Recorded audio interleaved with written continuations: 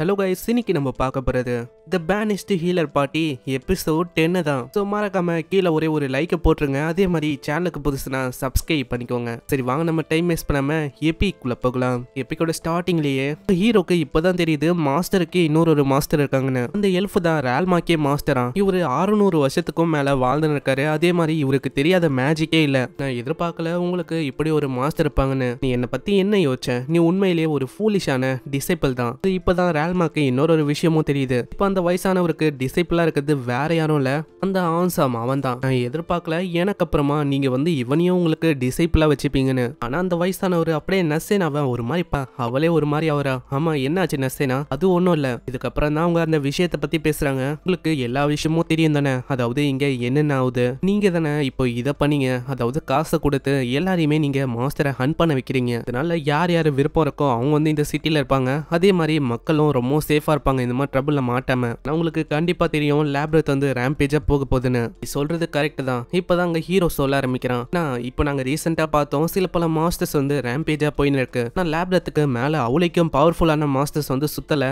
லேப்ரத்தோட அந்த magic level அது இன்னமும் அதிகரிக்குது. சில பல நாளாவே நிறைய மாஸ்டர்ஸ் அப்படியே மியூட்டேட் ஆகி வந்துனே இருக்கு. இதை பத்திலாம் மக்களுக்கு சொல்லி இருக்கணும். அதாவது இது ரேம்பேஜா போக போகுதுன்னு. ஆனா நீங்க மறைச்சிட்டீங்க. ஆமா என்ன பண்றது, இது எப்போ வரும் அப்படின்னு எங்களுக்கு தெரியாது. ஏன் அடுத்த மாசம் வரலாம், இல்ல அடுத்த வருஷம் வரலாம். ஆனா யார் எதிர்பார்த்தா இந்த வாரமே இப்படி ஆகும்னு? அதனால தான் நாங்க யோசிச்சோம் இந்த மாதிரி சொல்றது வேஸ்ட்னு. ஏன்னா அவங்கள தேவையில்லாம நம்ம பயமுத்த கூடாது. ஆனா அதுக்குன்னு இந்த மாதிரி எல்லாத்தையுமே நீங்க மறைக்கவா போறீங்க? இல்ல கண்டிப்பா அதுக்கு ஒரு ரீசன் இருக்கு. அவரு தான் மறைக்கிறாரு. இப்பதான் அந்த வயசானவரே சொல்றாரு. அது என்ன ரீசன்னா, எனக்கும் மேல இருக்கிற ஹையர் அப்ஸ் அவங்க சொன்னாங்க. அப்பனா கில்டுக்கும் மேல இருக்கிற அந்த ராயல் சிட்டில இருக்க ஆளுங்களா? ஆமா அப்படின்னு சொல்லலாம். இப்போ நான் இதை சொல்றதுல எந்த விதமான தப்பும் இல்ல. ஆல்ரெடி ரேம்பேஜ் ஸ்டார்ட் ஆயிடுச்சு. ஆனா அதுக்குள்ளேயே அங்க ரால்மா எல்லா விஷயத்த பத்தியும் சொல்ல ஆரம்பிக்கிறா. நான் சொல்றேன், அதாவது நான் கணிச்சபடி பார்த்தா நீங்க எதுக்கு இதை பத்தி சொல்லனா, ராயல் சிட்டி ரொம்ப தூரத்துல இருக்கு. எப்படி பார்த்தாலும் இந்த மாதிரி சின்ன சின்ன நகரம்லாம் ஈஸியாவே டெஸ்ட்ராய் ஆயிடும். அதுக்கப்புறம் அவங்க போனாலும் அவளுக்கும் டேமேஜ் ஆகாது. இதுதானே அவங்களோட பிளானு அப்படின்னு சொல்லலாம்.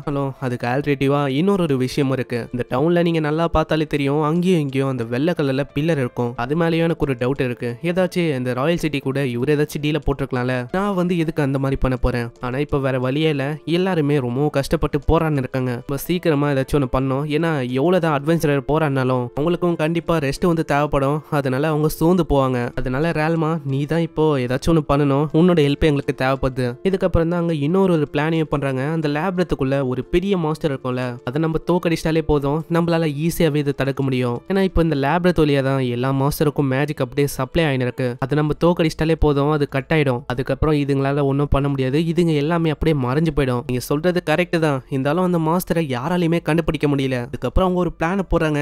இந்த சைடு அங்க ரொனால்டோ ஒரு மாஸ்டரையும் அப்படியே அழிச்சு கொள்றாரு. அங்க சைட்ல நிறைய பேருக்கு ரெஸ்ட் தேவைப்படுது. ஏன்னா அவங்க தொடர்ந்து சண்டை போட்டுன்னு இருக்காங்க. அங்க திடீர்னு ஏகப்பட்ட காப்ளின்ஸும் அது எல்லாமே மியூட்டேட் ஆயிருக்கு. அங்க வேற வழி இல்லாம ஜிக் தான் தாக்குறான். ஜிக்காலே அங்க முடியல.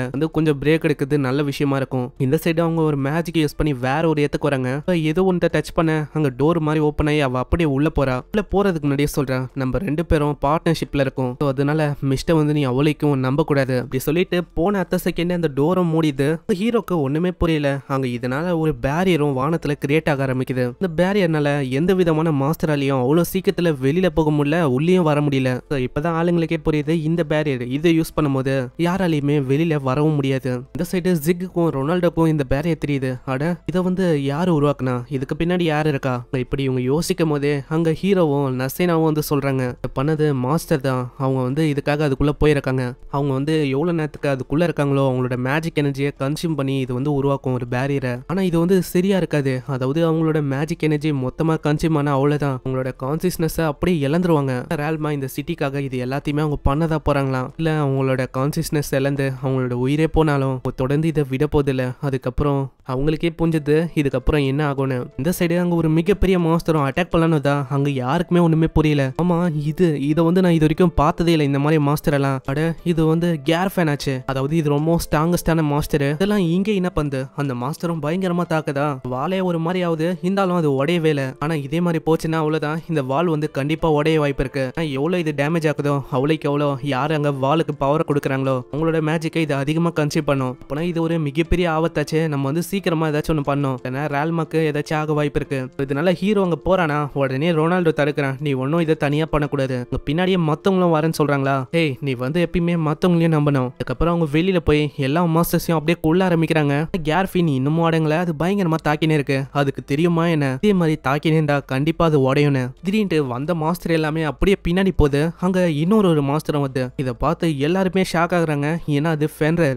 லுக்ஸை வச்சே நல்லா சொல்ல முடியுது அது வந்து எவ்வளவு ஸ்ட்ராங்கா இருக்குன்னு. ஆனா இந்த ஃபென்ரர் வந்து ஒரு பயங்கரமான மாஸ்டர். அதாவது நிலத்துல கார்ஃபின் அளவுக்கு ரொம்ப இணையான மாஸ்டர்னா அது ஃபென்ரர் தான். இது ரெண்டுத்தையுமே நம்ம ஒரே நேரத்துல பார்த்திருக்கோம். ஆனா இதெல்லாம் சொல்லும் போது உன்னோட கை எதுக்கு ரொம்ப நடுங்குது? அதெல்லாம் ஒண்ணும் இல்ல, எனக்கு வந்து ரொம்ப எக்ஸைட்மெண்டா இருக்கா, அதனால தான் இப்படி ஆகுது, வேற எதுவும் இல்ல. இந்த சைடு இப்பதான் ரொனால்டோவே சொல்றாரு, நீ என்ன பண்ணு, நல்லா இதை பாத்துக்க முடியுமா, நான் வந்து கார்ஃபினை பாத்துக்கிறேன். நான் தான் இப்போ ரால்மாவை காப்பாத்தி ஆகணும், அவளோட லைஃப் ரொம்ப டேஞ்சர்ல இருக்கு. சரி நான் அதே மாதிரி பண்றேன். அவரு போன அடுத்த செகண்ட் இது தாக்க ஆரம்பிக்குதா, உடனே அரிமா அதை தாக்குறா. உன்னோட ஆப்பனண்ட் வந்து நாங்க தான், அதனால அவரு பின்னாடி போகாத. உடனே அதை தாக்கலன்னு தான், நல்ல வேலை ஹீரோ தான் அங்க போய் தாக்க ஆரம்பிக்கிறான். அந்த ஃபென்ரர் அந்த மாஸ்டரோட ஸ்பீடு ரொம்ப அதிகமா இருக்கு. ஹீரோவே ஏதோ அப்படியே இப்படியே தான் தப்பிச்சுன்னு இருக்கான். கட்டத்துல ஹீரோவோட கையிலேயே அது தாக்கிது.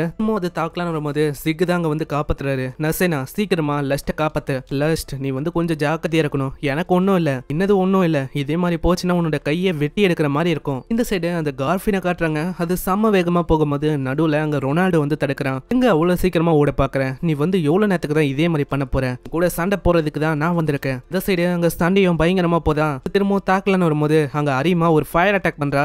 பார்த்தோன்னே அது கடுப்பாயி ஊழ விட ஆரம்பிக்குது. பின்னாடி ஒரு பயங்கரமான லிச் வந்து அவளை தாக்கிது. ஜிக் பார்த்துன்னு பாரா, இதோ ஒரு வாய்ப்பா வச்சு ஜிக்கியும் அது பயங்கரமா தாக்கிது. லிச்ச நசேனா போட்டு தள்ளிடுறா. அங்க இருக்கிற லைராவை அது பயங்கரமா தாக்கிது. ஹீரோவையும் விட்டு வைக்கல, ஹீரோவையும் தாக்கி அப்படியே சைடா போட்டது. இதெல்லாம் பாக்குற நசேனாவால தாங்கிக்கவும் முடியல. ஏய் உனக்கு எவ்வளவு தைரியம் இருக்கும், நீ அவரையே தாக்கியிருப்ப, இதுக்காக நான் உன்னை விட்டு வைக்க போறது இல்ல. அங்க பயங்கர வேகமா அவ தாக்க ஆரம்பிக்கிறா.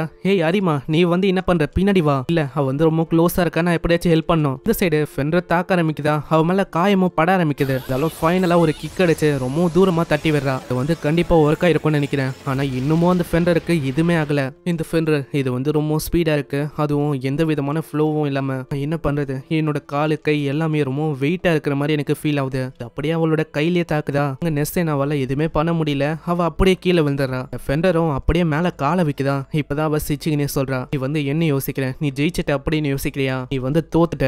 திடீர்னு ஹீரோ வந்து பயங்கரமா அதை குத்தி அப்படியே கொள்றான். ஏன்னா அவரை பார்க்கும் போதே அவர் வந்து அவரை ஹீல் பண்ணிருந்தாரு. அப்பயே எனக்கு சொன்னாரு, நீ வந்து கொஞ்சம் எனக்கு டைமை பை பண்ணு, நான் வந்து அது வரைக்கும் பாத்துக்கிறேன் மீதிய. இப்ப அதே மாதிரி தான் ஆச்சு, நீ வந்து பிளான்ல மாட்டிக்கின, இப்ப அதே மாதிரி நீ எந்தவும் போயிட்ட. இப்படி இவ சொல்லும் போதே அங்க மயங்கி போயிடறாளா. நெக்ஸ்ட் சீன்ல அவங்க எழுப்புறாங்க, நசேனா நசேனா உனக்கு எதுவுமே ஆகல, நான் வந்து இன்னமும் உயிரோட இருக்கனா. ஆமா ஆமா அத்தனோண்டு இன்ஜுரியாலலாம் நீ செத்து போவ அப்படின்னு யோசிக்கிறியா, அதுக்கு ஒன்னும் லஸ்ட் உன்னை அப்படியே விட்டுற மாட்டான். அந்த கார்ஃபின் அது வந்து என்னாச்சு, அதை ஆல்ரெடி நான் கொன்னுட்டேன், இது ஒரு பாரு. சரி அப்பனா நம்ம வந்து ஹோட்டலுக்கு போய் ரெஸ்ட் எடுக்கலாம், மீதி விஷயத்த அந்த பிரான்ச் மினிஸ்டர் அவரு தான் பார்க்கணும். நான் அவரு தான் அந்த மாஸ்டரை தேடி கண்டுபிடிச்சாவணும், அதுக்கப்புறம் தான் எல்லாமே முடிவுக்கு வரும். நசேனா நல்லா நடக்க முடியல, சரி நம்ம போகலாமா. ஆனா இப்படி போலான்னு இருக்கும் போதே அங்க திடீர்னு அவர் வந்து அப்படியே பிடிச்சிட்டு போறாரு. இன்னமும் சாகலையா, நான் உன்னை கொண்டு போறேன். உங்க ஹீரோக்கு ஒண்ணுமே புரியல, அட நீங்க என்ன பண்ணிருக்கீங்க. ஆனா அவர் அதெல்லாம் கேட்காம போயிடுறாரு. எதுக்கு அவரு நசேனாவை கொண்டு போறாரு எனக்கு ஒண்ணுமே புரியல. இப்படி உங்க ஷாக் ஆவதோட இங்க இந்த எபிசோட முடியுது.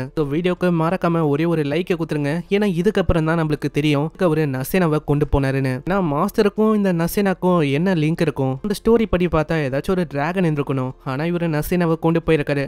பார்க்கலாம் என்ன ஆகுதுன்னு. ஸோ சப்ஸ்கிரைப் பண்ணிக்கோங்க, ஏன்னா அப்போதான் இதுக்கு வர எல்லா எபிசோடும் உங்களுக்கு நோட்டிஃபிகேஷனாக வரும். நான் உங்களை நெக்ஸ்ட் எபிசோட்ல சந்திக்கிறேன். தேங்க்யூ ஃபார் வாட்சிங். சைனரா.